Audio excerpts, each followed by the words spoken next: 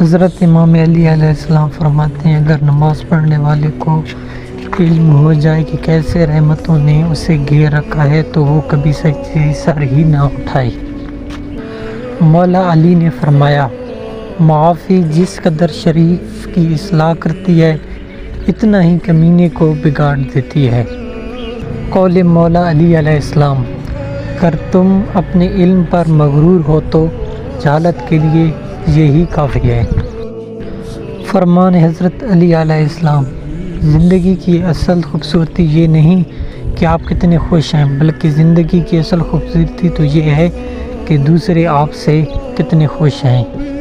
عاقل اپنے کام پر اور جاہل اپنی امیدوں پر بھروسہ کرتا ہے۔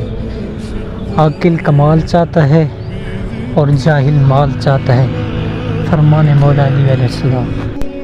حضرت علی رضی اللہ تعالیٰ عنہ نے فرمایا جھوٹے کو جھوٹ کی وجہ سے 3 مصائب پیش آتے ہیں، یعنی 3 پریشانیاں آتی ہیں۔ نمبر 1، اللہ تعالیٰ اس سے ناخوش ہوتا ہے۔